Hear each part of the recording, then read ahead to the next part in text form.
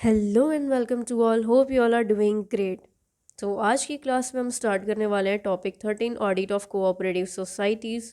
So without wasting any time let's start.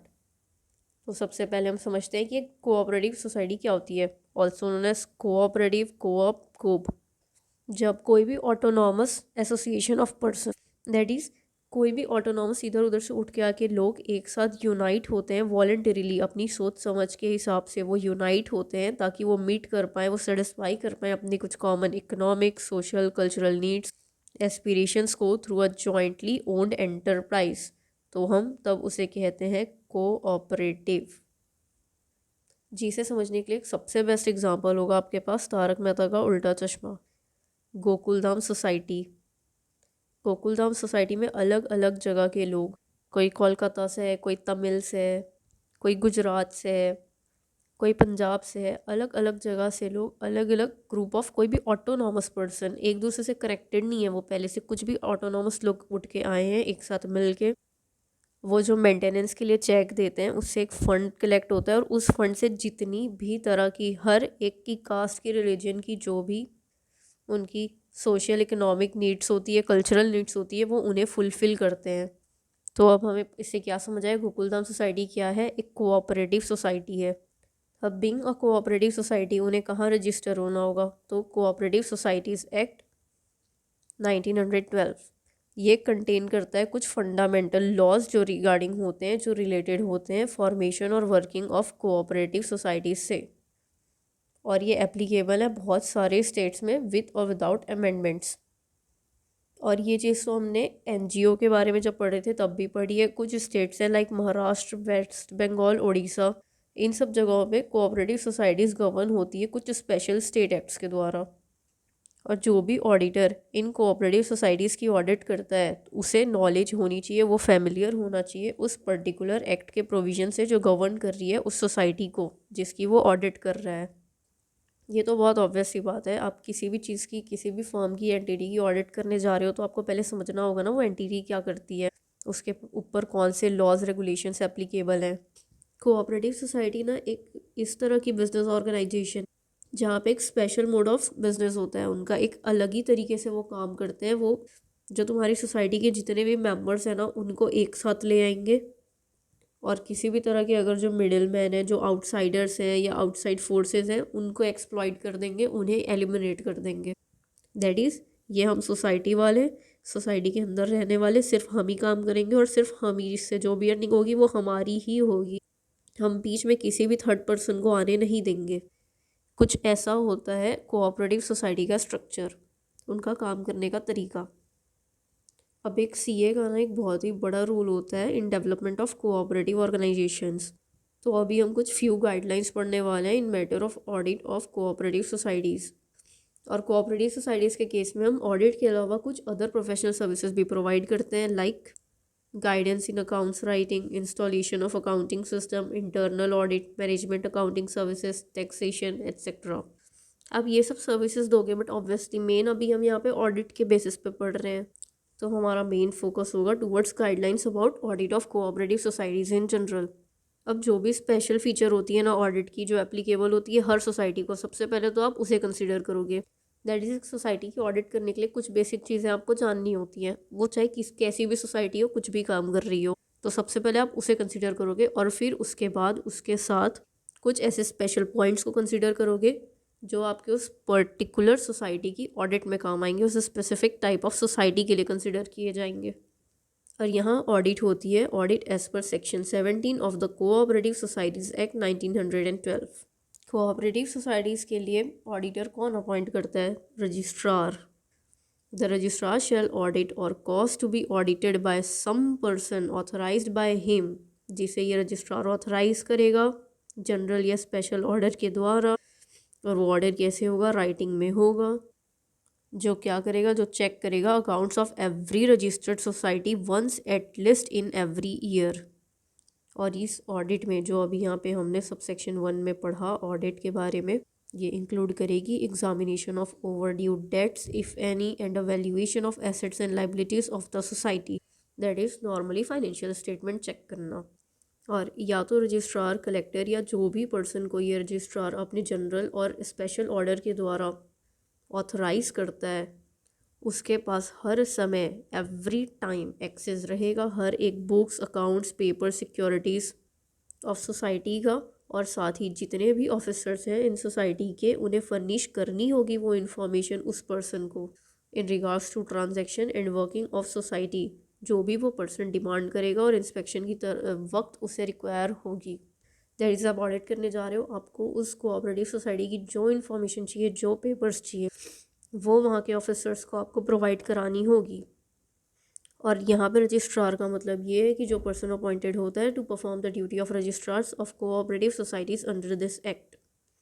जब आप एक कोऑपरेटिव सोसाइटी की ऑडिट करते हो तो उस वक्त आपको कुछ चीज़ें ध्यान में रखनी है। सबसे पहला तो क्वालिफिकेशंस ऑफ ऑडिटर, कौन कौन एज अ ऑडिटर अपॉइंट हो सकता है फॉर कोऑपरेटिव सोसाइटी।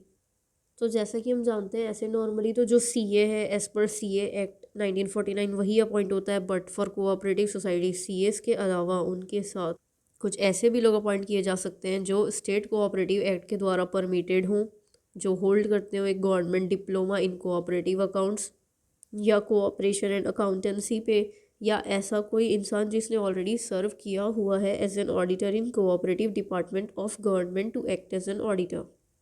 फिर इन्हें अपॉइंट कौन करता है? तो ये ऑडिटर्स जो है कोऑपरेटिव सोसाइटी के, वो अपॉइंट किए जाते हैं by registrar of cooperative society. फिर जो ये ऑडिटर अपॉइंट होता है, ये कंडक्ट करता है ऑडिट इस रजिस्ट्रार के बिहाफ पे और सबमिट करता है अपनी रिपोर्ट रजिस्ट्रार को, साथ ही साथ उस सोसाइटी को।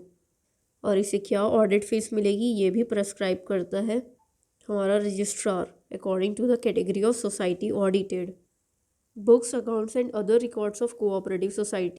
तो section 43 subsection H of central act ये बोलता है कि एक स्टेट गवर्नमेंट के पास इतनी राइट है कि वो फ्रेम कर सकती है रूल्स जो प्रेस्क्राइब करेगी books and accounts to be kept by a cooperative society. For example, Maharashtra में जो कोऑपरेटिव सोसाइटीज़ होती हैं उनको मेंटेन करना होता है अपना बुक्स ऑफ अकाउंट्स उस तरीके से जिस तरीके से उनका रजिस्ट्रार उनको इंस्ट्रक्ट करे। जैसा कि ये रजिस्ट्रार क्या बोलते हैं, एज फॉलोइंग, जो भी अमाउंट ऑफ मनी है, सम ऑफ मनी है जो उन्होंने रिसीव की है, एक्सपेंड की है एक सोसाइटी ने, और साथ ही साथ वो मैटर्स जिन पे ये रिसिप्ट मिली है या एक्सपेंस हुआ है उनकी अकाउंटिंग करो। ऑल्सो किसी भी तरह का अगर सेल्स और परचेज़ किया है गुड्स का तो उन्हें अकाउंट करो, जो भी तुम्हारी एसेट्स और लाइब्रेरीज है वो शो करो। एक प्रॉपर अकाउंटिंग फाइनेंशियल जो ये रिकॉर्ड्स होते हैं ना, उन्हें मेंटेन करना या डिस्क्लोज करना full financial results of working of society, ये एक स्टेट्यूटरी और मैंडेटरी प्रोविजन तो है जो प्रोवाइड कराती है डायरेक्टिव, बट ये कॉन्क्लूसिव नहीं है। दैट इज़ ये सोसाइटी के ऊपर है, इतनी लिबर्टी उसे दी गई है कि वो चाहे तो वो मेंटेन कर सकते हैं additional records according to its convenience. वो अपनी कन्वीनियंस के हिसाब से मेंटेन कर सकते हैं, ऐसा नहीं है कि उन्हें मेंटेन करना ही होगा एडिशनल रिकॉर्ड्स, या जो उसे लगता है, सोसाइटी को लगता है कि हाँ ये बहुत यूज़फुल होगा क्लैरिटी के लिए, या उसकी डिटेल एक्सप्लेनेशन देनी ज़रूरी होगी। अल्टीमेटली जो भी फाइनेंशियल ट्रांजैक्शंस हैं उनके रिजल्ट्स हैं, उन्हें बहुत ही अच्छे तरीके से क्लियरली उन्हें प्रेजेंट करना होगा एक बेस्ट पॉसिबल मैनर में। अब कौन सी सोसाइटी किस तरह के बुक्स मेंटेन करेगी ये डिपेंड करता है पूरी तरीके से उनके नेचर और ऑब्जेक्ट पे, क्योंकि अलग अलग तरीके की बुक्स रजिस्टर्स मेंटेन की जाती है अलग अलग तरह की सोसाइटीज़ के द्वारा, ताकि वो डिस्क्लोज कर पाए एक प्रॉपर और fair picture of financial transaction. और generally in case of large scale cooperative organization अलग अलग सब्सिडियरी बुक्स रजिस्टर्स मेंटेन की जाती है, डेली समरी टोटल्स मेंटेन किए जाते हैं, ट्रांसफ़र किए जाते हैं कैश बुक में। For example, daily cash sale summary register बनाई जाती है, a register of collection from debtors if credit sales are allowed by the bylaws of society. किसी भी तरह की अगर क्रेडिट सेल की है तो क्या कलेक्शन हुआ है उसकी अलग रजिस्टर बनती है, डेली कैश सेल्स की अलग रजिस्टर बनती है, और अगर अपने किसी मेंबर को लोन दिया है तो उसके लोन को किस तरीके से रिकवर कर रहे हो, उसकी सैलरी से या फिर डायरेक्ट रिसिप्ट हो रहा है, उसके लिए अलग से एक रजिस्टर मेंटेन होता है, लोन डिसबर्समेंट का अलग से रजिस्टर मेंटेन होता है, और एनी अदर कॉलमनर सब्सिडियरीज जो डिपेंड करेगी उसके नेचर और फंक्शन ऑफ सोसाइटी पे। Restrictions on share holding. Central act का सेक्शन 5 ये कहता है कि अगर कोई ऐसी सोसाइटी है जहाँ पे मेंबर्स की लाइबिलिटी लिमिटेड है, तो ऐसे members other than registered society के, दैट इज़ सबसे पहला ये एक सोसाइटी है जिसके मेंबर्स की जो लाइबिलिटी है वो लिमिटेड है, दूसरा, ये सोसाइटी अनरजिस्टर्ड है। ऐसी सोसाइटी के मेंबर्स होल्ड नहीं कर सकते शेयर कैपिटल जो एक्सीड करे maximum of 20% of the total number of shares और the value of shares outstanding ₹1,000। पढ़ो क्या लिखा है। According to section 5 of central act, in case of society जहाँ पे लाइबिलिटी ऑफ मेंबर लिमिटेड होती है, वहाँ पे no member of society other than a registered society. Other than registered society मतलब क्या हुआ, अनरजिस्टर्ड सोसाइटी हुआ ना। तो अनरजिस्टर्ड सोसाइटी का कोई भी मेंबर होल्ड नहीं कर सकता एक पोर्शन ऑफ शेयर कैपिटल जो एक्सीड करे maximum of 20% of total number of shares या और of the value of share holdings to ₹1,000। मतलब 1,000 से ज़्यादा के शेयर्स नहीं होल्ड कर सकते वैल्यू में, और नंबर्स पे 20% से ज़्यादा। और अगर आप ऐसी किसी सोसाइटी की ऑडिट करने जा रहे हो तो ऐसे केस में ऑडिटर किस चीज़ को लेके कंसर्न हो कि क्या इस प्रोविज़न के साथ अच्छे तरीके से कंप्लाई किया जा रहा है, या किसी भी तरह का ब्रीच किया गया है इससे रिलेटेड। फिर ये भी देखो कि क्या ऐसा कोई प्रोविज़न है उनके बायलॉज पे सोसाइटी के जो कॉन्ट्ररी न हो या ना हो इन स्टैट्यूटरी पोजीशन के, दैट इज़ जो उनका बायलॉज बोल रहा है और जो एक स्टैट्यूटरी पोजीशन बोल रही है उनके बीच में कोई कॉन्ट्ररी नहीं होनी चाहिए, दोनों सेम बातें कर रही होनी चाहिए। और जैसा कि मैंने बताया था, कुछ जगह ऐसी होती है जहाँ पे जो स्टेट एक्ट्स होती है वो अलग रूल्स प्रेस्क्राइब कर सकती है। तो वही लिखा है कि कुछ स्टेट एक्ट्स में provide limit as to the share holding other than the that provided in the central act. Now restriction on loan. Section 29 of central act restriction लगाता है लोन पे। सेंट्रल एक्ट ये बोलता है कि जो एक रजिस्टर्ड सोसाइटी होती है वो अपने मेंबर के अलावा किसी भी दूसरे पर्सन को लोन प्रोवाइड नहीं करा सकती। बट अगर ये कोई स्पेशल सेंक्शन किया जाए बाय द रजिस्ट्रार तो हाँ, फिर उस केस में रजिस्टर्ड सोसाइटी भी लोन दे सकती है to another registered society. But एक registered society another registered society को दे सकती है, but not to any other person, any person other than a member. अब ये तो हो गई सेंट्रल गवर्नमेंट की बात। सेंट्रल एक्ट ने बोल दिया कि तुम अपने मेंबर के अलावा थर्ड पर्सन को नहीं दे सकते अगर तुम रजिस्टर्ड हो तो। अब यहाँ पे आती है स्टेट गवर्नमेंट, वो अपना कुछ फर्दर रेस्ट्रिक्शंस लगा सकती है अपनी जगह की सोसाइटी पे। वो उनके कुछ जो भी लोनिंग पावर्स है उस पर रेस्ट्रिक्शन लगा सकती है टू इट्स मेंबर्स और to other societies in the interest of society concern and its member. जैसे वो बोल सकती हैं तुम 1 लाख से ज़्यादा लोन नहीं दे सकते। फिर इसी तरह बोरोविंग्स पे भी रेस्ट्रिक्शन होती है। अब जो सेंट्रल एक्ट का सेक्शन 30 होता है वो रेस्ट्रिक्शन लगाता है उनकी बोरोविंग्स पे, जो ये कहता है कि एक रजिस्टर्ड सोसाइटी एक्सेप्ट कर सकती है लोन्स और डिपॉजिट्स फ्रॉम पर्सन्स जो उनके मेंबर नहीं है, बट वो सब्जेक्टेड होंगे to some restrictions and limits of the bylaws of society. और ऐसी सोसाइटी की ऑडिट करने के लिए ऑडिटर को अच्छी तरीके से एग्जामिन करने होंगे इन बायलॉज को। देन इन्वेस्टमेंट ऑफ फंड्स, इसके बारे में बात करता है हमारा सेक्शन 32 ऑफ सेंट्रल एक्ट कि एक सोसाइटी इन्वेस्ट कर सकती है अपने फंड को इन वन और मोर ऑफ द फॉलोइंग, जो नीचे कुछ दिए हैं पॉइंट्स, उनके अलावा किसी और में नहीं, इन्हीं में वन और मोर किसी में इन्वेस्ट कर सकती है अपने फंड्स को। अब वो क्या है, तो या तो सेंट्रल या स्टेट कोऑपरेटिव बैंक, या वो सिक्योरिटीज़ जो स्पेसिफाइड है section 20 of Indian trust act पे। अब ये अलग से ना आपको कोई सिक्योरिटी का नाम नहीं दे देगा, ठीक है, वहाँ पे क्वेश्चन में क्लियरली मेंशन करेगा अगर इससे रिलेटेड क्वेश्चन आई तो, कि ये जो सिक्योरिटीज़ हैं ये मेंशन है section 20 of Indian trust act पे। या ऐसे शेयर सिक्योरिटीज़, बॉन्ड, डिवेंचर्स जो किसी दूसरे सोसाइटी के हों विथ लिमिटेड लाइबिलिटी, या किसी भी कोऑपरेटिव बैंक में अदर देन सेंट्रल और स्टेट कोऑपरेटिव बैंक। क्यों? क्योंकि ये तो यहाँ पे ऑलरेडी कवर हो गया है, जो आपको आपका रजिस्ट्रार अप्रूव करके देगा on specified terms and conditions. That is in पे तो आप नॉर्मली कर ही सकते हो, बट इनके अलावा अगर दूसरी कोऑपरेटिव बैंक्स में आपको इन्वेस्ट करना है तो उसके लिए आपको अप्रूवल चाहिए होगा अपने रजिस्ट्रार का on specified terms and conditions. या ऐसी कोई भी दूसरी मनी जो परमिटेड की गई हो आपको बाय सेंट्रल और स्टेट गवर्नमेंट। तो एक कोऑपरेटिव सोसाइटी अपने फंड्स को इनमें इन्वेस्ट कर सकती है। और जो प्रिंसिपल एक प्रोविज़न बनाया गया है relating to investment of funds of cooperative society by central as well as state act, वो कहीं भी ये मेंशन नहीं करते हैं किसी भी तरह की information about investment of reserve funds outside the business specifically. अब बात करते हैं अप्रोप्रिएशन ऑफ प्रॉफिट्स के बारे में। सेंट्रल एक्ट का सेक्शन 33 ये बोलता है कि एक prescribe percent of profit society को ट्रांसफ़र करना होगा उनके रिजर्व फंड पे बिफोर डिस्ट्रीब्यूशन एज डिविडेंड और bonus to members. That is वो डायरेक्ट डिस्ट्रीब्यूट नहीं कर सकते, पहले उन्हें रिजर्व फंड में कुछ अमाउंट भेजना होगा, उसके बाद ही वो अपना डिस्ट्रीब्यूशन कर सकते हैं डिविडेंड और बोनस का। Contribution to charitable purpose, section 34 of registered society of central act. एक रजिस्टर्ड सोसाइटी अपने रजिस्ट्रार की परमिशन के साथ, उसके ऑथराइजेशन के साथ कंट्रीब्यूट कर सकती है अमाउंट टुवर्ड्स चैरिटेबल पर्पस जो एक्सीड नहीं करेगा 10% of the net profit remaining after compulsory transfer to reserve fund. That is अभी इससे जस्ट ऊपर हम पढ़ के आए ना, आपको प्रॉफिट में से कुछ अमाउंट पहले तो ट्रांसफ़र करना है रिजर्व फंड में, फिर बचे हुए अमाउंट को आप डिस्ट्रीब्यूट कर सकते हो। तो इस बचे हुए अमाउंट का ना मैक्स टू मैक्स 10% तुम चैरिटेबल पर्पस पे लगा सकते हो, इससे ज़्यादा नहीं, वो भी अगर आपका रजिस्ट्रार आपको परमिट कर रहा है तो। अब जैसा कि हमने अभी इन्वेस्टमेंट ऑफ फंड्स में पढ़ा था, वहाँ पे हमें कोई भी इंफॉर्मेशन नहीं थी about investment of reserve funds.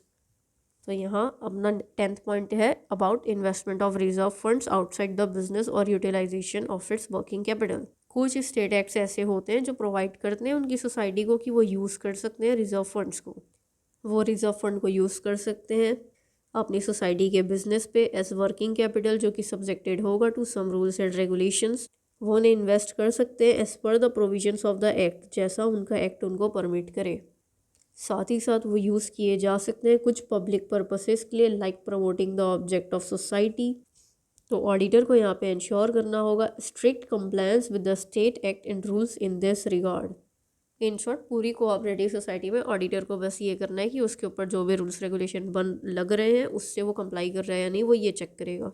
Contribution to education fund, कुछ स्टेट एक्ट्स ऐसे होते हैं जो प्रोवाइड करते हैं कि जितनी भी सोसाइटीज़ हैं हर एक सोसाइटी को कंट्रीब्यूट करना होगा annually towards their education fund of the state federal society. उसका एक अप्रोप्रिएट रेट मेंशन होगा as per the class of the society, और ये जो कंट्रीब्यूशन होती है ये चार्ज होती है on profits and not on appropriations. तो एक ऑडिटर को रिजर्व फंड के साथ साथ जो है ये अप्रोप्रिएशन ऑफ प्रॉफिट है, इनसे रिलेटेड जो भी प्रोविजन है, बायलॉज और रूल्स रेगुलेशन है, उन्हें समझना होगा। और ये अदर अप्रोप्रिएशन क्या होते हैं, तो जो हम transfer to other reserves dividends members को देते हैं इन्हें कहते हैं हम अदर अप्रोप्रिएशंस। और ये जो भी अप्रोप्रिएशन है प्रॉफिट के, ये अप्रूव किए जाने चाहिए bye general body of the society, जिसके पास एक सुप्रीम अथॉरिटी होती है इन द कोऑपरेटिव मैनेजमेंट। और साथ ही साथ ये भी नोट किया जाना चाहिए कि नेसेसरी जो अकाउंटिंग जो भी एंट्रीज़ हैं वो साथ ही साथ ये भी नोट किया जाना चाहिए कि अगर कोई भी नेसेसरी अकाउंटिंग एंट्रीज़ है तो वो हम कर रहे हैं अच्छी तरीके से for appropriation of profit after the date of approval by general body. और कभी कभी हमें ये कॉर्पोरेट अकाउंटिंग प्रैक्टिस करने की ज़रूरत नहीं होती है, इसे हम डिपार्ट कर सकते हैं जब ये एंट्रीज पास की गई हो for proposed appropriation subject to approval of annual general meeting. That is a cooperative society ना कुछ कर सकती है पर कुछ नहीं भी कर सकती है, समझ लो। अभी तक हम जो भी पढ़ते आ रहे हैं यही तो हो रहा है, पहले वो बता रहे हैं कि इनको इस चीज़ पर रेस्ट्रिक्शन है, बट अगर रजिस्ट्रार बोले तो वो ये भी कर सकती है, उन्हें ये करना है बट वो ये नहीं करेंगी क्योंकि उन्हें ऐसा करना है। इन शॉर्ट अगर आप एज ऑडिटर जा रहे हो ऑडिट करने ऐसी सोसाइटी की, तो आपको बस ये देखना है कि जिस काम को करने की उसको परमिशन है, जिस वे में करने की परमिशन है, ये उस वे में ही कर रही है या नहीं। अब हमारा सर्टेन स्टेट एक्ट ऐसा भी कहता है कि जो भी ट्रांसफ़र हम करते हैं डिविडेंड इक्विलाइजेशन रिजर्व पे या स्टेट कैपिटल रिडम्पशन फंड पे, वो होता है चार्ज अगेंस्ट प्रॉफिट, और according to some generally accepted accounting principles this items are not charges.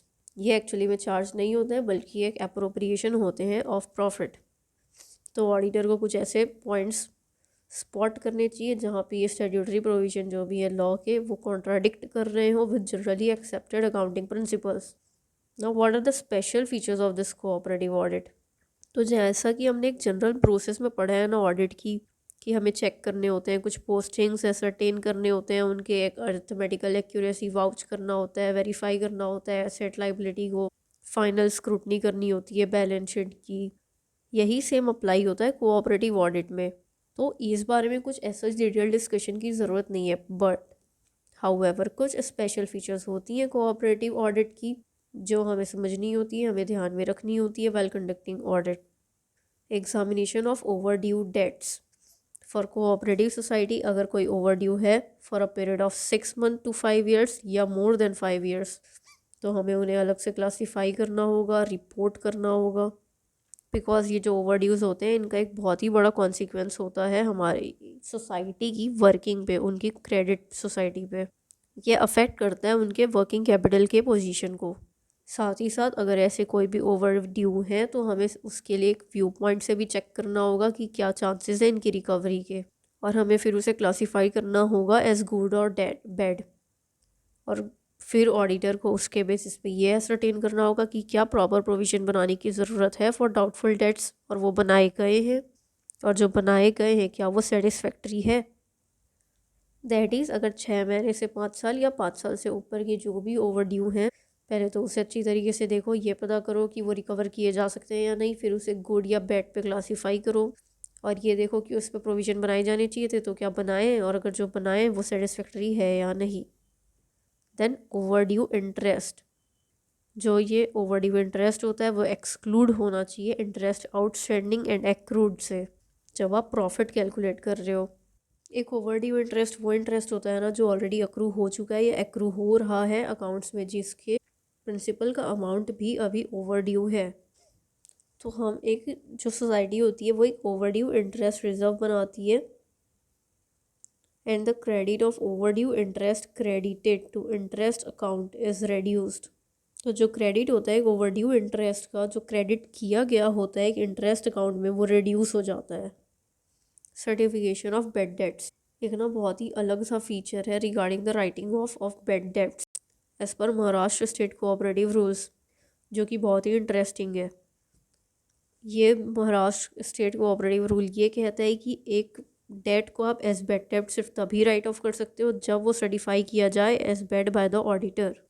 इससे पहले कि आप उन बेड डेट्स या रिकवरेबल लॉस को राइट ऑफ करो against bad debt of fund और रिजर्व फंड, पहले आपको उसे सर्टिफाई करना होगा एज बेड डेट और इरिकवरेबल लॉस, जो सर्टिफाई करेगा एक ऑडिटर, जहाँ पे उसका लॉ रिक्वायर करता हो।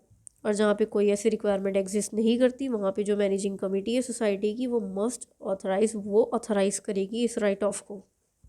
Valuation of assets and liabilities, एक एसेट की वैल्यूएशन के रिगार्डिंग कोई भी स्पेसिफिक प्रोविजन या इंस्ट्रक्शन नहीं है किसी भी एक्ट या रूल में, इसलिए जो भी जनरली एक्सेप्टेड अकाउंटिंग प्रिंसिपल्स होते हैं, ऑडिटिंग कन्वेंशंस होते हैं, वही अडॉप्ट किए जाते हैं। दैट इज़ एक ऑडिटर को ये एसरटेन करना होगा कि क्या एग्जिस्टेंस है, ओनरशिप है, वैल्यूएशन है एसेट की।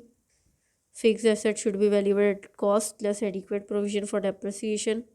जो इंसिडेंटल एक्सपेंसेस इंकर होते हैं उनकी एक्विजिशन पे या इंस्टॉलेशन एक्सपेंसेस होते हैं एसेट के, वो प्रॉपर्ली कैपिटलाइज किए गए हैं या नहीं। और अगर किसी भी तरह का डिफरेंस दिख रहा है ओरिजिनल कॉस्ट ऑफ एक्विजिशन पे और प्रेजेंट मार्केट वैल्यू पे, तो उसके रिगार्डिंग एक नोट प्रेजेंट करना होगा जिसमें आपको प्रॉपर डिस्क्लोजर देना होगा in the light of present inflationary conditions. और जो करेंट एसेट्स हैं वो वैल्यू किए जाएंगे एट कॉस्ट और market price whichever is lower. और ऑडिटर्स के और लाइबिलिटी के केस में तो जो ऑडिटर है उसे ये देखना होगा कि जितनी भी नॉन लाइबिलिटीज़ हैं उन्हें ब्रॉड किया गया है या नहीं अकाउंट में, और कंटिजेंट लाइबिलिटीज़ को स्टेट किया गया है या नहीं by way of notes. Adherence to cooperative principles, एक ऑडिटर को ना ये असरटेन करना होगा ऑडिट करते वक्त कि जो भी इस कोऑपरेटिव सोसाइटी की ऑब्जेक्ट थी ना जिसकी वजह से ये सेटअप हुआ था, वो कितना अचीव कर लिया गया है in the course of its working. अब ये बेसिकली जो ये असेसमेंट है ये इस बात पे नहीं डिपेंड करेगा कि वो कितना प्रॉफिट अर्न कर रहे हैं, बल्कि वो इस बात पे डिपेंड करेगा कि कितना बेनिफिट्स वो एक्सटेंड कर पा रहे हैं अपने मेंबर्स को जिन्होंने ये सोसाइटी फॉर्म की है। और अगर आप इसे एक सोशल बेनिफिट के व्यू पॉइंट से देखो तो फिर ये कुछ इस तरीके से देखा जाएगा कि कितना ज़्यादा एक सेल्स को आप अफेक्ट कर सकते हो एट लोअर प्राइस, जिसके अचीवमेंट के लिए आपको किन चीज़ों की जानकारी होनी चाहिए, cost accounting methods, store control methods, techniques of standard costing, budgetary control etcetera.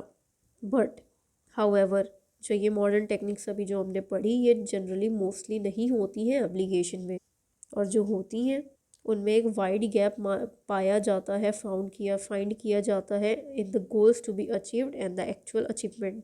और जब आप एक्सपेंसेस की ऑडिट कर रहे हो तो आपको ये इंश्योर करना है, ये चेक करना है कि वो इकोनॉमिकली इंकर किए गए हैं और वहाँ पे किसी भी तरह का वेस्टेज नहीं हुआ है फंड्स का।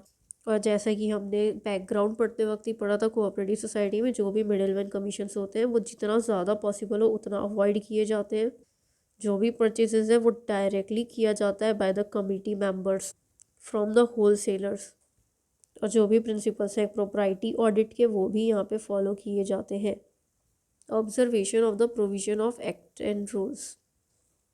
एक ऑडिटर को कोऑपरेटिव सोसाइटी के रिगार्डिंग पॉइंट आउट करना चाहिए अगर किसी भी तरह का इन्फ्राइंटमेंट किया जा रहा है provision of cooperative society act का या उसके रूल्स का, बायलॉज का। तो इन्फ्राइंटमेंट मतलब उल्लंघन करना, वायलेट करना।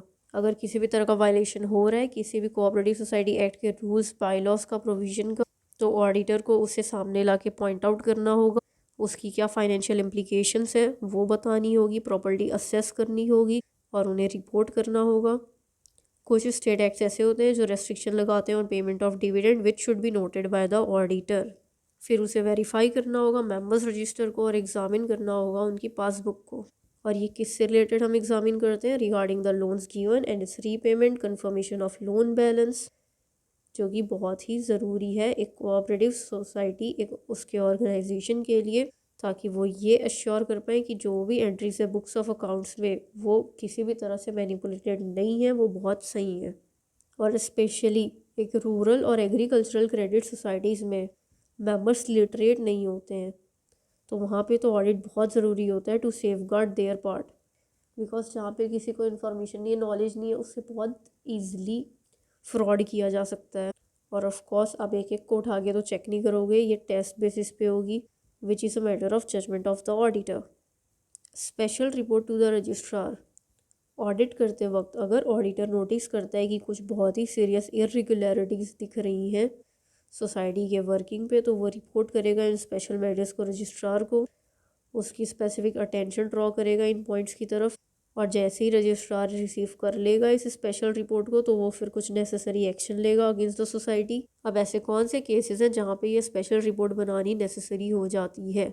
ऑडिट करते वक्त आपको ऐसे दिख रहा है कि जो मेंबर्स हैं मैनेजिंग कमेटी के वो अपना पर्सनल प्रॉफिट बढ़ा रहे हैं, अपने आप को ज़्यादा प्रॉफिट दे रहे हैं, जो कि ऑब्वियसली प्रेजुडिशियल होगा सोसाइटी के इंटरेस्ट को।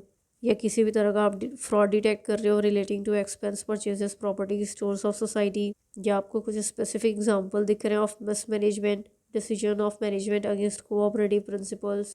इन शॉर्ट ये समझो कि अगर मेंबर्स ऐसा कोई भी काम कर रहे हैं जिससे उन्हें प्रॉफिट हो रहा है बट कोऑपरेटिव सोसाइटी को नहीं। और अर्बन कोऑपरेटिव बैंक्स के केस में अगर डिसप्रोपोर्शनेट एडवांस दिया जा रहा है, दैट इज़ आप अपने रिलेटिव को दे रहे हो, डेलिबरेट नेग्लिजेंस दे रहे हो उनकी रिकवरी पे, रेकलेसली एडवांस दिए जा रहे हो, मैनेजमेंट नेगलेक्ट कर रही है एक एडिक्वेट सिक्योरिटी लगाना, प्रॉपर सेफगार्ड करना, क्रेडिट वर्दीनेस ही चेक नहीं कर रही है, बस कोई आया बोला मुझे लोन दो, लोन दे रही है, कुछ चेक ही नहीं कर रही है। अगर ऐसी कोई भी इशू दिखाई दे रही है तो ऑडिटर को एक स्पेशल रिपोर्ट ड्रॉ करनी होगी रजिस्ट्रार के लिए। एक बार जब आपने पूरी ओवरऑल परफॉर्मेंस चेक कर ली सोसाइटी की तो आपको जजमेंट देनी होगी, ऑडिटर को अवार्ड करना होगा एक class to the society, that is जो सोसाइटी इस क्लास की है, ऐसी है वैसी है, ये ऑडिटर बताता है। और ये जो जजमेंट है ये पूरी तरह से बेस्ड होगा उस क्राइटेरिया पे जो स्पेसिफाई किया जाएगा बाय द रजिस्ट्रार। और आपको ये भी ध्यान में रखना है कि अगर आपके बताए गए इस क्लास से मैनेजमेंट खुश नहीं है, सेटिस्फाइड नहीं है, तो वो जाके रजिस्ट्रार के पास अपील कर सकती है। फिर रजिस्ट्रार ऑडिटर को डायरेक्ट करेगा कि आप एक बार रिव्यू करो अपनी ऑडिट क्लासिफिकेशन को। इसकी वजह से एक ऑडिटर को बहुत ही केयरफुल रहना होगा जब वो डिसीजन बना रहा होगा regarding the class of society. Discussion of draft audit report with managing committee. अपने ऑडिट के कंक्लूजन पे ऑडिटर को सेक्रेटरी से, जो सेक्रेटरी है सोसाइटी का, उसे कहना होगा कि आप एक मीटिंग कन्वीन करो, दैट इज़ एक मीटिंग चालू करो मैनेजिंग कमेटी की, जिस पे हम डिस्कस करेंगे ऑडिट ड्राफ्ट रिपोर्ट। एक ऑडिट रिपोर्ट फाइनलाइज नहीं की जानी चाहिए कोऑपरेटिव सोसाइटी की जब तक किसी भी तरह का डिस्कशन ना हुआ मैनेजिंग कमेटी के साथ, बिकॉज अगर कोई भी माइनर इरेगुलरिटीज़ है तो वो सेटल या रेक्टिफाई की जा सकती। जो भी मैटर्स है पॉलिसी की वो डिटेल में डिस्कस की जानी चाहिए। Audit inquiry and inspection of multi state cooperative societies. ये जो multi state cooperative society act 2002 है, ये आया था इन केम टू फोर्स इन अगस्त 2002, जो अप्लाई होता है ऐसी कोऑपरेटिव सोसाइटी पे जिनका ऑब्जेक्ट्स कन्फाइंड नहीं है सिर्फ एक स्टेट तक। ये एक्ट में बहुत सारी प्रोविजंस है regarding registration, membership, management of such society, और इनके जो फंड्स होते हैं ये पॉलिटिकल पर्पस के लिए यूटिलाइज नहीं किए जा सकते। और इस एक्ट में कुछ डिटेल्ड प्रोविजन है regarding the investment of funds और restriction on loans and borrowings etcetera.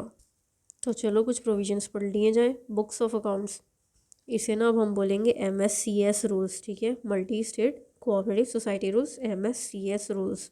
तो जो MSCS रूल्स होते हैं 2002, वो कहते हैं कि हर एक मल्टी स्टेट कोऑपरेटिव सोसाइटी को बुक्स ऑफ अकाउंट्स मेंटेन करने होंगे विद रिस्पेक्ट जो भी अमाउंट ऑफ मनी वो रिसीव कर रहे हैं, एक्सपेंड कर रहे हैं, और जिन भी मैटर्स पे वो एक्सपेंड कर रहे हैं या रिसीव कर रहे हैं, जितनी भी तरह की सेल्स और परचेज हो रही है, जो भी उनकी एसेट लाइबिलिटीज़ हैं, और अगर वो किसी भी तरह के प्रोडक्शन, प्रोसेसिंग, मैन्युफैक्चरिंग के काम में इन्वॉल्व हैं, तो उस केस में particulars relating to utilisation of material, labour, other items of cost, या जो भी specified in bylaws of such society, इन सब चीज़ों को अकाउंट करना होगा और इनके बेसिस पे अपना बुक्स ऑफ अकाउंट मेंटेन करना होगा। अब इनकी ऑडिट कौन कर सकता है? Qualification of the auditor. तो मल्टी स्टेट कोऑपरेटिव सोसाइटी की ऑडिट सिर्फ वही इंसान कर सकता है जो एक चार्टर्ड अकाउंटेंट है within the meaning of chartered accountants act 1949।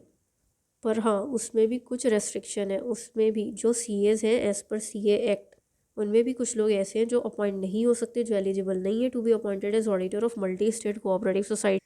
वो कौन है?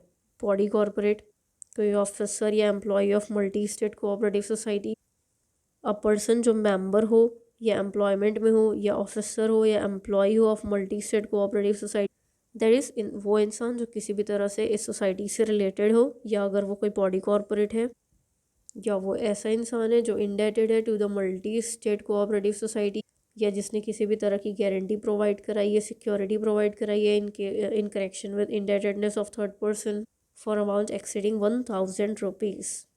और अगर एक बार अपॉइंट हो गया, उसके बाद ऊपर जो भी डिस्क्वालिफिकेशन हमने पढ़ी उसमें से कुछ भी अगर होती है तो उसे तुरंत ही वैकेट करनी होगी ऑफिस को। Appointment of auditor section 70 MSCS act का ये कहता है कि जो फर्स्ट ऑडिटर होता है इन सोसाइटीज़ का, वो अपॉइंट किया जाएगा by the board within the 1 month of the date of registration of such society. और वो जो ऑडिटर होगा वो होल्ड करेगा अपने ऑफिस को till the conclusion of first annual general meeting. और अगर बोर्ड फेल हो जाती है to appoint the auditor within 1 month, तो फिर ऐसे केस में ये सोसाइटी अपनी जनरल मीटिंग में अपॉइंट करती है अपना पहला ऑडिटर, और फिर जो सब्सिक्वेंट ऑडिटर होते हैं वो अपॉइंट किए जाते हैं हर जनरल मीटिंग में, और फिर वो ऑफिस में रहते हैं, वो होल्ड करते हैं ऑफिस को from the conclusion of that meeting until the conclusion of the next annual general meeting. That is her साल ऑडिटर अपॉइंट किया जाता है। अब उस ऑडिटर के पास क्या पावर्स होती है, क्या ड्यूटीज़ होती हैं? उसके पास राइट्स होती है कि वो हर एक बुक्स ऑफ अकाउंट्स वाउचर्स को एक्सेस कर सकता है, चेक कर सकता है, चाहे वो हेड ऑफिस में रखे गए हों या कहीं और। वो एंटाइटल्ड है उन्हें, वो रिक्वायर कर सकता है, वो ऑफिसर्स को बोल सकता है, एम्प्लॉयज़ को बोल सकता है कि मुझे ये इन्फॉर्मेशन और एक्सप्लेनेशन चाहिए, और उन्हें ये इन्फॉर्मेशन एक्सप्लेनेशन प्रोवाइड करानी होगी। सेक्शन 73 सब सेक्शन 2 ये भी कहता है कि ऑडिटर को कुछ फॉलोइंग इंक्वायरीज करनी होगी कि अगर किसी भी तरह के लोन्स और एडवांसेस किए गए हैं by the society on basis of security, तो वो प्रॉपर्ली सिक्योर्ड हैं और उसमें कुछ भी टर्म्स और कंडीशन ऐसा नहीं है जो प्रेजुडिशियल होगा to the interest of society और उसके मेंबर। जो भी ट्रांजैक्शन रिप्रेजेंट करे गए हैं उसके बुक एंट्रीज में वो किसी भी तरह से प्रेजुडिशियल नहीं है उनकी कंपनी के, कोऑपरेटिव सोसाइटी के इंटरेस्ट के लिए। फिर ऑडिटर ये भी इंक्वायर करेगा कि कहीं पर्सनल एक्सपेंसेस को चार्ज तो नहीं कर दिया गया रेवेन्यू अकाउंट पे, और अगर आपको उनके बुक्स और पेपर्स देख के ये समझ आ रहा है कि शेयर्स अलॉट किए गए हैं फॉर कैश, तो क्या कैश एक्चुअली में रिसीव किया गया है? और अगर कोई कैश रिसीव नहीं किया गया है तो जो पोजीशन शो की जा रही है बुक्स में वो सही है या नहीं, मिसलीडिंग तो नहीं है कहीं, ये चेक करेगा ऑडिटर। एक ऑडिटर को रिपोर्ट बनानी होगी और देनी होगी मेंबर्स ऑफ सोसाइटी में, दैट इज़ जो भी मेंबर्स हैं उनको, उस हर एक अकाउंट पे जो वो एग्जामिन कर रहा है, हर एक बैलेंस शीट, P&L पे, या जो भी डॉक्यूमेंट्स रिक्वायर्ड थे टू बी ऑडिटेड या to be annex to the balance sheet और P&L, जो लेट किए जाएंगे before the society in general meeting जब उसका टेन्योर चल रहा होगा। और ये रिपोर्ट में वो बताएगा कि उसकी ओपिनियन और उसकी बेस्ट ऑफ इस इंफॉर्मेशन के बेसिस पे एक्सप्लेनेशन देगा कि क्या ये जो भी अकाउंट्स हैं ये प्रोवाइड कराते हैं ट्रू और फेयर व्यू या नहीं। बैलेंस शीट के केस में हम चेक करेंगे उसके state of affairs as at the end of its financial year, और फॉर P&L हम चेक करेंगे P&L for its financial year. और जो ऑडिटर की रिपोर्ट होगी वो साथ में ये भी स्टेट करनी चाहिए दैट कि क्या ऑडिटर ने ऑप्ट-इन की है वो हर एक इन्फॉर्मेशन और explanation to the best of his knowledge and belief जो उसे लग रहा था कि नेसेसरी होगी for the purpose of audit. क्या उसके ओपिनियन में प्रॉपर बुक्स ऑफ अकाउंट्स रखे गए हैं सोसाइटी के द्वारा, सो फार एज जो भी उसके एग्जामिनेशन के बेसिस पे उसे दिख रहा है। क्या प्रॉपर डिटेल्स जो एडिक्वेट हैं उस पर्पस के लिए वो रिसीव किए गए हैं फ्रॉम ब्रांचेस। और अगर सोसाइटी की कोई ब्रांच है जिसकी ऑडिट किसी दूसरे इंसान ने की है, किसी दूसरे पर्सन ने की है, तो क्या उसकी रिपोर्ट आपको फॉरवर्ड की गई है और उसके साथ किस तरह से डील किया गया है इन प्रिपेयरिंग ऑडिट रिपोर्ट। और एट लास्ट आप ये बताओगे कि क्या जो बैलेंस शीट और पीएनएल है वो डील कर रही है with reports in agreement with the books of accounts in return, that is जो बुक्स ऑफ अकाउंट्स और रिटर्न शो कर रहे हैं वही ऑडिट रिपोर्ट शो कर रही है या नहीं। और अगर इनमें से भी किसी का आंसर नेगेटिव है तो फिर ऑडिटर को उसका रीज़न भी चेक करना होगा और उसके रीज़न भी बताने होंगे अपनी ऑडिट रिपोर्ट में कि क्यों नेगेटिव है। Power of central government to direct special audit in certain cases. अगर सेंट्रल गवर्नमेंट इस ओपिनियन की है कि जो भी अफेयर्स हैं इन सोसाइटी के वो अच्छी तरीके से मैनेज नहीं किए जा रहे हैं in accordance with self help mutual deed या कोऑपरेटिव प्रिंसिपल्स या प्रूडेंट कमर्शियल प्रैक्टिसेस या साउंड बिजनेस प्रिंसिपल्स, इन सब के अकॉर्डेंस नहीं मैनेज किए जा रहे हैं और कुछ इस तरीके से मैनेज किए जा रहे हैं कि वो कॉज कर सकते हैं सीरियस इंजरी और damage to the interest of the trade industry और business to which it pertains, या उनकी फाइनेंशियल पोजीशन कुछ ऐसी है जो डेंजर में ला रही है उनकी सॉल्वेंसी को, दैट इज़ वो आगे जाके इंसॉल्वेंट हो सकते हैं, ऐसा दिख रहा है। अगर इन तीनों में से कोई भी सिचुएशन होती है तो सेंट्रल गवर्नमेंट ऑर्डर पास कर सकती है to direct a special audit. और इसका कोई फिक्स टाइम पीरियड नहीं है, वो जब चाहे तब ऑर्डर डायरेक्ट कर सकती है फॉर अ स्पेशल ऑडिट, वो जिस भी पीरियड के लिए उसे लगे कि कराना चाहिए। और ऐसे केस में वो खुद ही अपॉइंट करेंगे एक सीए जो ऑडिट करेगा, जो कंडक्ट करेगा इस स्पेशल ऑडिट को। पर ये ऑर्डर ये सिर्फ तभी पास कर सकती हैं जब या तो ये सेट खुद में ही या किसी स्टेट गवर्नमेंट के साथ मिल के 50% या उससे ज़्यादा के paid up share cap hold करती है उस सोसाइटी के, तभी वो इस स्पेशल ऑडिट का ऑर्डर पास कर सकती हैं। अब ये स्पेशल ऑडिटर की पावर, ड्यूटीज़ एंड रिपोर्ट, तो इसकी पावर्स एकदम सेम होती है जैसी एक नॉर्मल ऑडिटर के पास होती है। हाउएवर जो ये स्पेशल ऑडिटर होता है वो instead of making his report to the members, वो अपनी रिपोर्ट देता है सेंट्रल गवर्नमेंट को, जो इंक्लूड करेगा हर उस एक मैटर को जो ऑडिटर की रिपोर्ट में थी, और ये डायरेक्टली सबमिट की जाएगी to central government. That is एक स्पेशल ऑडिटर और एक नॉर्मल ऑडिटर के बीच में यही डिफरेंस होगा कि जो ऑडिटर ऐसे ही नॉर्मली अपॉइंट किया जाता है फॉर रेगुलर ऑडिट, वो रिपोर्ट सबमिट करेगा मेंबर को, और स्पेशल ऑडिट के केस में रिपोर्ट सबमिट की जाएगी सेंट्रल गवर्नमेंट को। Now action by the central government, और जैसे ही सेंट्रल गवर्नमेंट को ये रिपोर्ट मिल जाएगी तो उसके बाद वो कुछ एक्शन लेंगे जो उन्हें नेसेसरी लगेगा in accordance with the provisions of act और law for the time being in force. However अगर सेंट्रल गवर्नमेंट कोई भी एक्शन नहीं लेती है within 4 months from the date of its receipt, तो ऐसे केस में गवर्नमेंट को उस भेजना होगा उस सोसाइटी को एक कॉपी उस रिपोर्ट की और relevant extract from the report, जो कि सर्कुलेट कर दिए जाने चाहिए टू ऑल द मेंबर्स, जो पढ़े जाएंगे, जो लेट डाउन किए जाएंगे before its next and general meeting. Expenses pertaining to special audit, जो भी एक्सपेंसेस होंगे दैट इज़ जो भी रेम्यूनरेशन होगी स्पेशल ऑडिटर की, ये डिटरमाइन करेगी सेंट्रल गवर्नमेंट, जिसे पे करेगा society.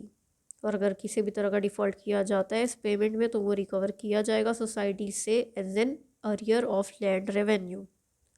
Inquiry by central registrar under section 78, एक सेंट्रल रजिस्ट्रार इंक्वायरी कर सकता है अंडर सेक्शन 78। कब?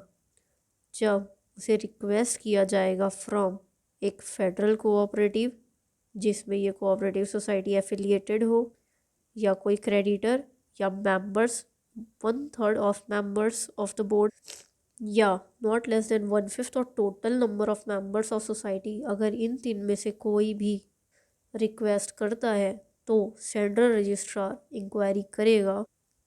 कैसे करेगा?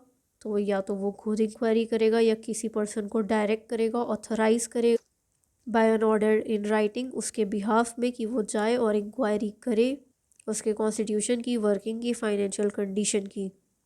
और ये जो सोसाइटी है उसे अपॉर्चुनिटी दी जाएगी of being heard before holding such inquiry. 15 दिन पहले उन्हें नोटिस भेज दी जाएगी कि अगर आपको कुछ भी इसके रिगार्डिंग बोलना है तो आप अभी बोल सकते हो। अब जिस पर्सन को ये रजिस्ट्रार ऑथराइज करेगा काम करने को उसके पास पावर्स क्या होंगी? तो ये जो पर्सन है जो ऑथराइज होगा उसके पास ये पावर होगी कि रिजनेबल टाइम्स में उसके पास पूरा एक्सेस होगा हर एक बुक्स, अकाउंट्स, डॉक्यूमेंट, सिक्योरिटीज़ का, या जो भी बिलोंगिंग्स है जो कस्टडी में है कोऑपरेटिव सोसाइटी की, और वो समन कर सकता है उस इंसान को जो पोजेशन में था या जो रिस्पॉन्सिबल था कस्टडी के लिए उन बुक्स, अकाउंट्स और डॉक्यूमेंट्स की। दैट इज़ वो उनको बुला के उनसे क्वेश्चनिंग कर सकता है। और जब उसे लगे notwithstanding any bylaws, वो सोसाइटी के मेंबर्स को बोलेगा, ऑफिसर्स को बोलेगा कि एक जनरल मीटिंग बुलाओ जिसकी नोटिस एटलीस्ट 7 डेज़ की तो होनी चाहिए, और ये कौन से प्लेस पे रखी जाएगी, तो हेडक्वार्टर्स पे, ताकि वो कंसिडर कर पाए उन मैटर्स को जो उसे डायरेक्ट किए गए हैं। और जहाँ पे सोसाइटी के ऑफिसर्स फेल कर जाते हैं, दैट इज़ वो नहीं बुलाते हैं मीटिंग, तो ऐसे केस में फिर ऑडिटर के पास पावर होगी, ऑडिटर या जो भी पर्सन जिसे सेंट्रल रजिस्ट्रार अपॉइंट करेगा, ऑथराइज करेगा, उसके पास पावर होगी कि वो खुद ही मीटिंग बुला ले। ही में समन एनी पर्सन जो रिस्पॉन्सिबल होगा उस पर्टिकुलर अफेयर के लिए जिसकी चेकिंग वो कर रहा है, जो उसे दिखेगी, to appear before him at any place at the headquarters of society और ब्रांच देयर ऑफ, और वो एग्जामिन करेगा उस पर्सन को on oath, that is proper custody में लेके उससे ओथ दिलवा के उससे सवाल जवाब करना। और ये सेंट्रल रजिस्ट्रार जो है within a period of 3 months of date of receipt of the report communicate करेगी रिपोर्ट को to the society, the financial institution अगर कोई है, to which the society is affiliated, and to the persons और authority if any at whose instance the inquiry is need, that is जिसके कहने पे inquiry की गई है, उन्हें विद इन 3 months ये और जो भी रिपोर्ट है वो देगी, उसकी कॉपी भेजेगी। Inspection of multi state cooperative society under section 79, अभी हमने पढ़ा as per section 78 central registrar कब उनकी इंक्वायरी करे, और एज पर 79 इंस्पेक्शन अगेन किन की रिक्वेस्ट पे करेगा, तो ये दोनों सेम है, इंक्वायरी में भी इंस्पेक्शन में। फेडरल कोऑपरेटिव सोसाइटी जिससे ये सोसाइटी एफिलिएटेड है, या क्रेडिटर, या members not less than 1/3 board of the board, या not less than 1/5 of the total number of members. तो कैसे करेगी, बाय जनरल और स्पेसिफिक ऑर्डर इन राइटिंग, वो खुद इंस्पेक्ट करेगी या डायरेक्ट करेगी किसी पर्सन को जिसे वो खुद ऑथराइज करेगी टू इंस्पेक्ट, और अगेन इन्हें फिर अपॉर्चुनिटी दी जाएगी ऑफ बीइंग हर्ड, जिसके लिए एक नोटिस दी जाएगी of not less then 15 days। अब उस पर्सन के पास क्या पावर्स होंगी जो जिसे ऑथराइज करेगी सेंट्रल रजिस्ट्रार, कि वो किसी भी टाइम एक्सेस ले सकता है किसी भी बुक्स, अकाउंट्स, पेपर, वाउचर्स के, और उसे जिस भी इवेंट ऑफ सीरियस इरेगुलरिटीज़ देखने को मिलेगी ड्यूरिंग इंस्पेक्शन, जिस भी डॉक्यूमेंट को लेके वो उन्हें कस्टडी में ले सकता है, और उसके पास पावर है कि वो वेरीफाई करे कैश बैलेंस को सोसाइटी की, सब्जेक्ट टू जनरल और special order of central registrar to call a meeting of the society where such general meeting is in his opinion necessary. और जो भी इंफॉर्मेशन उस पर्सन को चाहिए होगी, हर एक ऑफिसर मेंबर ऑफ जो सोसाइटी है उसे वो हर इंफॉर्मेशन फर्निश करनी होगी, उसके सामने लाके देनी होगी, जो भी उसके इंस्पेक्शन में रिक्वायर्ड हो।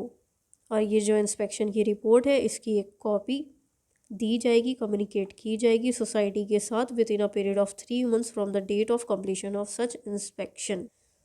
तो अब आगे जो भी दिया है इसे आप एक बार पढ़ के देखना। आज के लिए इतना ही। ऑडिट ऑफ ट्रस्ट और सोसाइटी हम अपनी नेक्स्ट क्लास में डिस्कस करेंगे। Thank you and all the best.